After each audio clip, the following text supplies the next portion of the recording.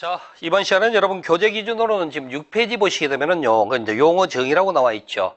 근데 이 용어 정의 뭐 부분 설명하는 게 아니라 전체를 연결해서 설명 드릴 테니까, 해당되는 페이지가 어디로 가시는 게 좋냐면은 바로 연결되는 게 47페이지입니다. 그래서 교재 47페이지에 행정계획 수립이라고 되어 있는 부분 있죠. 바로 거기에 해당되는 부분인데 몇 가지 설명을 먼저 들어보시기 바랍니다. 자, 우리가 이제 공법상에서 여러 가지 계획을 수립하는데 계획 수립의 기준이 뭐냐면은 공간계획입니다. 공간계획. 범위를 대상으로 해서 계획을 수립하는 설정을 하게 되는 거죠. 기준을 잡은 거예요. 대한민국 전 국토나 어떤 특정 지역에 대한 계획. 특정 지역 안에서 그 도시와 그 다음에 단지에 관한 계획. 그리고 그런 단지 안에서의 개별 건축에 관한 계획. 이렇게 범위를 설정을 해서 그 해당되는 범위에 맞는 계획을 수립한다. 그렇게 이제 구성이 됐다고 이해를 하시면 되겠죠. 바로 그런 과정에서 우리가 실은 배우지는 않습니다만은 우리가 배우는 국토계획법보다 더 위의 상위법이라고 생각할 수 있죠. 국토기본법이라는 법이 있고 그 안에 국토계획이라는 게 있습니다. 그래서 국토계획의 전체 체계를 좀 살펴보시면 간단하게 국토종합계획이 있고요. 도종합계획, 시군종합계획. 전 국토를 대상으로 일정한 도를 중심으로 도 안에 시군을 중심으로 이렇게 범위를 점차 좁혀오는 거죠. 어떤 특정 지역별로 수립하는 계획도 있고 각종 영역별로 수립하는 계획 등등 이렇게 계획 수립에 대한 그 범위를 설정을 하고 있구나라고 먼저 이해를 하시면 되겠습니다. 바로 그런 과정에서 도시계획을 수립하게 되는데 수립에 이제 필요성이 있다는 거죠. 왜 계획을 세워야 하느냐라는 거죠. 자, 우리가 뭐 세상살이가 모두 다 계획을 세워서 뭐 하는 게 맞지 않겠습니까? 아마 뭐 계획 수립 없이 당일 최선을 다하고 사는 것도 물론 있겠죠. 그렇지만은 우리가 이제 장기 계획부터 시작해서 뭐 당장에 오늘에 해야 될 일까지 단기 계획 아니면 하루짜리 계획까지 다 있지 않습니까? 도시계획도 그렇다 보시면 돼요. 개발의 항선 과거 어느 시점부터 계속적으로 이루어져 왔던 거죠. 그렇죠? 이런 과정에서 계획 없이 개발이 이루어진다면 일정한 세월이 지나서 그 영역을 다시 뜯어 고칠 일이 분명히 발생할 겁니다. 그랬을 때 뜯어 고치는 과정에 너무나 많은 비용이 발생한다는 거예요. 아예 처음부터 계획을 체계적으로 세워서 개발이 이루어져 왔다면 뜯어 고치는 과정에서도 많은 비용이 들어갈 일이 좀 줄어들겠죠? 바로 그런 부분에서 부분별한 개발을 막기 위하여 계획 수립의 필요성이 있구나라고 얘기를 하는 거죠. 바로 그렇게 구성되어 있고, 자, 그래서 우리가 이제 배우지는 않지만 계획의 체계를 한번 이해하고 넘어가시라는 얘기입니다. 국토기본법상의 국토종합계획이란 게 국토에 있는 토지 영역을 최상위 계획입니다. 그리고 이제 그 아래 보시게 되면은 지역별 계획이라는 것도 있고 부문별 계획이라는 게 있던 거죠. 예를 들어 우리가 이제 수도권 정비계획법상의 수도권 정비계획이라는 게 있을 수가 있어요. 그러면은 수도권은 서울, 경기, 인천을 칭하게 되는데 그 영역 안에서는요, 그 지자체가 개별 계획을 세우면 안 돼요. 자기 지역만의 발전에서 계획을 수립하다간 수도권 전체의 균형이 무너질 수가 있거든요. 그래서 이제 그 지역별 계획에 맞춰서 세우기 위해서 지역별 계획을 수립하게 돼 있고, 부문별 계획이라고 하는 것은 예를 들어 봅시다. 주택 부분, 대한민국 전 국토에 걸친 주택, 그 다음에 도로, 교통계획, 그 다음에 환경, 이렇게 각각의 대한민국 전 국토에 걸친 부문별 계획 수립이라는 것도 있죠. 그리고 이제 그 아래로 내려오시게 되면은 관할구역 2군데 이상에 걸쳐서 수립하는 계획을 광역도시계획이라고 그러고, 그 아래 관할구역 하나짜리 영역 안에서 수립하는 계획은 도시계획이라고 그럽니다. 도시계획에서는 이렇게 되어 있네요. 그 지역의 장기 발전 방향을 제시하는 계획을 도시기본계획이라고 칭하고, 그리고 제시된 장기 발전 방향에 따르는 구체적 내용을 갖는 계획을 도시관리계획이다라고 칭하는 거죠. 그래서 이제 기본계획과 관리계획을 합쳐서 우리가 도시계획이다라고 이제 부르게 됩니다. 그러면서 이제 도시계획이 중심이에요. 우리가 살아가는 공간이니까.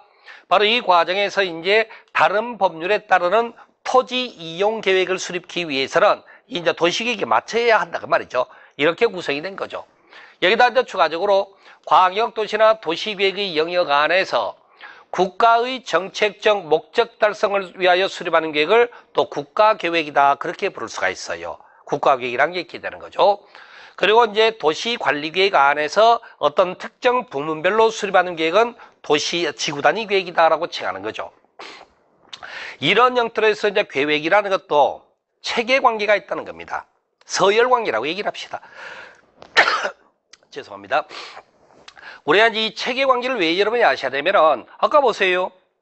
상위 규범에 하위 규범이 위반하게 되는 위헌되고 위법이 된다고 그랬죠. 똑같아요. 계획이란 것도 마찬가지입니다. 하위 계획을 세울 때는요, 상위 계획에 맞춰 세워야 돼요. 그 다음에 상하 간의 계획의 내용이 서로 다르면 항상 뭐가 우선한다? 상위 계획이 우선을 해야 되거든요. 그러면 우리가 계획이란 것도 그런 틀에서 이제 서열이 있구나라는 걸 인정을 하고, 근데 이 서열을 잘 보세요. 서열이 어떻게 되어 있는지. 범위라니까 공간 계획의 특성을 갖는다고 말씀드렸지 않습니까? 가장 넓은 범위로부터 범위를 점차 좁혀 들어가는 거예요. 그러면 넓은 범위에서 수립하는 계획은 구체적 사례 하나하나를 언급할 수가 없죠. 그러니까 추상적인 내용을 담고 있어요. 그러다 그게 이제 범위가 점차 좁혀지면서 좁은 영역 아래 계획을 수립할 때는 구체적 내용에 관한 것을 정리할 수가 있도록 되어 있다는 거지. 바로 그런 부분에서 넓은 범위부터 범위를 점차 좁혀 들어오면서 계획을 수립하거나 그렇게 이해를 하시면 되겠습니다. 이런 과정에 이와 이제 관계된 표현 한번 봐보실랍니까? 이거 보세요. 이거 봅시다.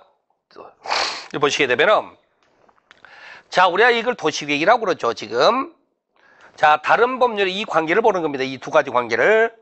자, 다른 법률에 따른 토지 이용 계획을 수립한 도로 관한 계획은 도시계획의 도시계획은 죄송한 표현은 제가 반대로 했네. 도시계획은 다른 법률에 따르는 토지 이용에 관한 계획의 기본이 된다. 그렇게 표현합니다. 다른 법률상의 토지 이용 계획을 수립할 때는 도시계획에 맞춰 세운다. 그 말이겠죠, 결론은. 바로 그런 구성관계가 하나가 있고, 또 보세요. 우리가 다른 법률상의 각종 부문별 계획을 수립할 수가 있어요. 그들은 반드시 뭐에 맞춰서 해야 된다? 도시 기본 계획에 부합한다. 맞아야 한다. 그 말입니다. 부합이란 말은. 바로 이런 식으로 해서 이제 계획의 체계 관계가 있더라라고 말하는 거죠. 그래서 여러분들이 지금 국토계획법 처음 배우는 과정에 이제 계획 수립 절차부터 배우시게 되는데 이 계획의 서열 관계라고 그럽시다. 이 서열 관계 정도는 기본적으로 여러분들이 머릿속으로 그려내셔야 됩니다. 그래야지만 그 내용을 이해하는 데 도움이 좀 될 수 있더라. 그 말인 거죠. 바로 이제 그렇게 구성된 내용이 있고. 자, 첫 번째, 우리가 도시 연담화 현상이라고 합니다. 잘 보세요. 여기 서울이라고 합시다. 서울이란 중심 도시를 중심으로 해서 그 주변에 여러 가지 도시가 있다고요. 이렇게. 근데 모든 게 이 지자체가 고립된 영역으로 살아간다면 더 이상 세상은 복잡하지 않다니까요. 근데 고립된 영역으로 살 수가 없습니다. 그러면 중심 도시와 주변 도시가 하나의 거대한 도시를 형성하게 되는 결국에는. 그랬을 때 이 지역과 이 지역이 개별적으로 계획을 수립하되 서로 연계되는 계획을 세워야 되지 않겠습니까? 바로 이런 것들이 이제 우리가 말하는 광역권이라는 의미가 발생을 하게 되는 거죠. 생활권 자체가 광역화되기 시작했다는 거죠. 그래서 이제 광역 도시계획이라는 게 등장하는 배경이 되는 게 도시 연담화 현상이라고 하는 겁니다. 둘 이상의 관할에 걸쳐서 이루어질 일들이 많기 때문에 그렇다는 얘기죠. 자, 이 과정에서 자, 첫 번째 광역 도시계획이라는 게 있습니다. 광역 도시란 광역이라는 글자가 상징하는 표현이 넓은 범위란 말이에요.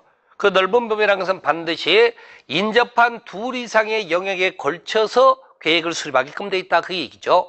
그러면 그 둘 이상의 범위를 뭐라고 칭하느냐? 우리가 광역계획권이라고 불러요. 둘 이상의 범위를 광역계획권이라고 부릅니다. 그래서 광역계획권의 장기적인 발전에 대한 계획을 수립하게 되는데 이때 이 장기의 주기가 문제가 되는 겁니다. 우리가 단기, 중기, 장기 이렇게 나누는데 그건 학자에 따른 분류 기준일 뿐이에요. 몇 년에 따른 그 기준의 의미는 없어. 그렇지만은 광역 도시계획을 수립할 때는요, 앞으로 20년을 내다보고 계획을 세운답니다. 20년을 내다보고 계획을 일반적으로 세운대요. 그런데 여기서 이제 주의할 게 바로 그거죠. 우리 법에는요, 몇 년 단위로 수립해야 된다는 명문 규정이 없다고. 20년을 내다보고 세우는 거 맞다니까. 그런데 명문 규정을 따로 두질 않습니다. 그러면 경우에 따라 시험 지문에가 몇 년 단위로 수립해야 된다고 나오는 표현은 맞은 표현, 틀린 표현이라는 얘기죠. 그건 좀 주의하시란 말이에요. 그렇더라도 아무튼 20년을 내다보고 계획을 수립한다가 맞고. 자, 여기 보십시다.